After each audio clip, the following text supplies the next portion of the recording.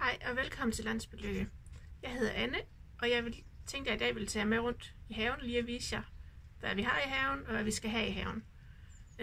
Nu står jeg inde i drivhuset, fordi det blæser helt vildt udenfor. Så jeg tænkte, at vi kunne starte herinde en gang, og det ser frygteligt ud. Jeg beklager. Jeg vender jer lige rundt. Det her, det er så vores drivhus, og det ser jo ganske forfærdeligt ud herinde. Der er nogle, her er der en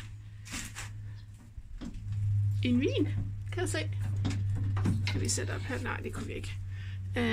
Og den løber også herover og op her. Og ellers så har det simpelthen været overgroet af brumbær herinde. Og et vipsebo. Vipseboet er så kommet ud. Men der er jo lige lidt, der skal gøres herinde. Og der ser der stadigvæk brumbær herover. Og se, det er 13 grader i dag inde i drivhuset. Og så har det været lidt blæsende efterår, så vi har også et hul her. Det kunne vi vist ikke se her. Så der skal også noget nyt glas i. Men jeg tænker, vi lader stå udenfor en gang. Denne her ting her, den har også set bedre dage, man kan se. Den hænger helt skæv her. Det her nede, det er sådan et fint stykke, der vender mod vest her. Og det der sådan er sket her, det er, at der har været en masse brumbær over i krattet herover, og en masse andre grene, som jeg har prøvet på at få væk. Man kan se, hvad der ellers er hernede. Den der træ ved jeg ikke, hvad er. Det der, det er et hyldetræ. Så der kan vi plukke nogle blomster lidt senere på året. Og det der står her, der, det er højst sandsynligt et valnødtræ. Det er i hvert fald fundet friske valnødder i haven. Og det her, det var engang en terrasse. Lige nu, der bliver den brugt til opbevaring af grene, ukrudt, kompost, bunke et eller andet. Den skal vi også lige have styr på i løbet af året. Og jeg vil tro, der er måske nogle 10 kvadratmeter her. Hvis vi vender os rundt her, se der sidder en kat. Hej Simba. Så har vi her, for enden af huset har vi en kirsebær, laurbær, kirsebær og en troldhassel. Her har vi et æbletræ, plantet sidste år. Og så er der forskellige små buske herinde imellem og lidt jordbær. Så jeg ikke huske, hvad det er, men det står på skiltet. Det er en rød stikkelsbær. Og denne her er hvad er det? En solbær. Og så har vi et æbletræ mere. Det er en James et eller andet, som jeg ikke kan udtale. Og flere jordbær. Og denne her har ikke noget skilt på. Jeg ved, jeg har plantet nogle gule hindbær. Og måske også en rød hindbær. Men jeg har også en mere, der ikke er navn på. Her har vi et æbletræ. Mere. Jeg tror, det er den, der hedder Katinka. Yes. Kan jeg tænke, hvis vi kan få den til at fokusere her. Det kan vi ikke. Og det her. Og derovre, det er blåbær. Men det var sådan lige lidt, hvad vi havde her i forhaven. Og man kan se, at derovre der står en træner fyldt med jord. Jeg lister tilbage igen herom. Det er den her, der heller ikke lige var noget navn på. Men den har små pigge på, så det er en hyggelig fætter. Her har vi sådan en hortensia.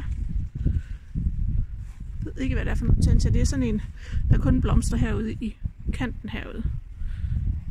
Yes. Så mere ukrudt. Der har jeg lidt med ukrudt.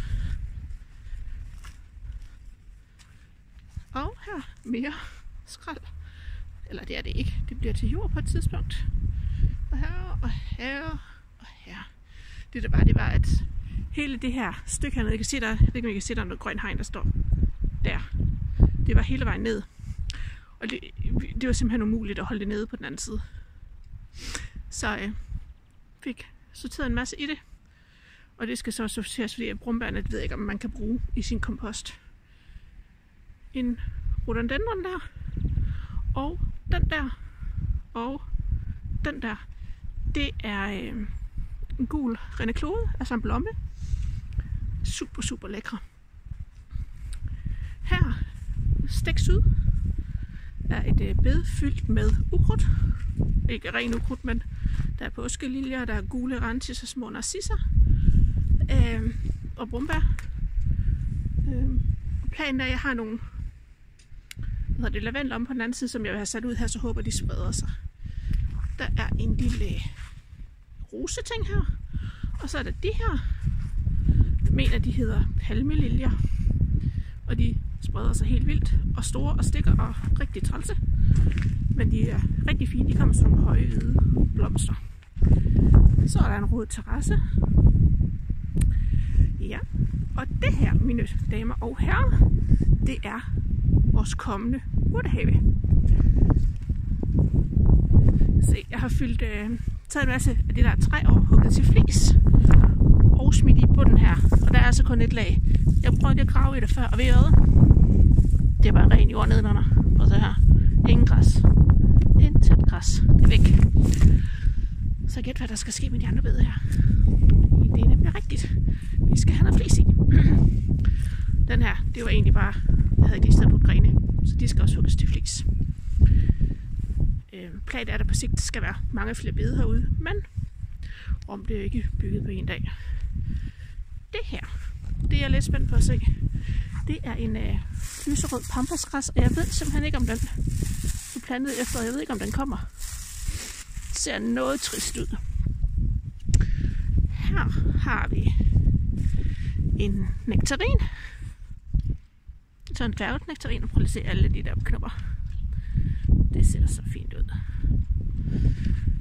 Og her har vi en aprikos. Den har knap så mange knopper på.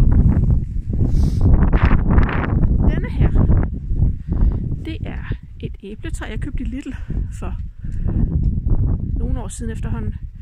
Og den har aldrig givet noget. Man kan se, at den øverste gren her, den har det ikke så godt. Den er helt død. Men så opdagede jeg lige bare, at der var masser af små skud på den her, så spændt på at se, om det bliver til noget. Og den her, det er vores lille ferskentræ. Og, det kan vi ikke se. Der, se, fine små skud. Og så er der en masse små blå blomster. Og så skal jeg lige vise jer noget helt vildt spændende. Eller, det synes jeg i hvert fald var. Heroppe på den her rodeterrasse her.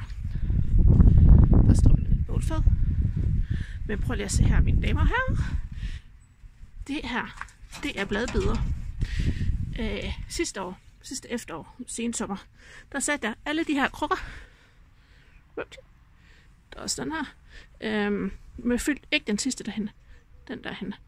Ikke den der, men den der, og den her, og den der med grøntsager. Der er bladbeder i den her. Det er der stadigvæk, de har overlevet vinteren. Denne her, der var, måske var der ærter og pak choy i den. Jeg er faktisk lidt usikker. Det kom ikke, og det her, det er vist bare ukrudt. Den her, det var i hvert fald bønner, der var i den. Der er ingenting i. Men der er små salatskud herovre i. Det er lidt sødt. Så spændende at se, om de vokser så store. Denne her, der ved jeg, at vi satte grønkål inde i midten. Herinde i midten. Nu er der en tidsel. Den skal bare dø. Og så er der bønner her. Jeg kan se dem. Nu kan jeg ikke. Dem her. Og den der. Det her, det var simpelthen bønner. Og så satte vi radisser hernede. Min datter, hun elsker radisser. Og dem fik vi i hvert fald nogle af. Kålen blev det ikke til så meget til. Og så er der kommet sådan en spire her. I det område, hvor vi satte kål sidste år. Jeg ved ikke, om det er en kål, der kommer. Den får lidt lov til at overleve i hvert fald.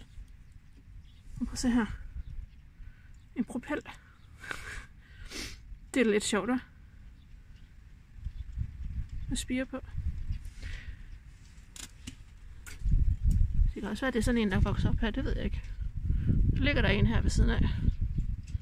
Spændende at se, hvad det bliver. Men de kommer ud i hvert fald, de skal ikke være deroppe i. Og så var der en lille lyserød hortensia. Ikke at man kan spise den, men den er meget hyggelig. Og den kommer lige så fint igen. Og ja, vi har denne her også. Det er heller ikke så meget urtehave, køkkenhave. Det her, det er en syrisk rose. Den stod i huset, der flyttede ind, og den kommer med de fineste lyserøde blomster til efteråret. Lige her har vi en parykbusk.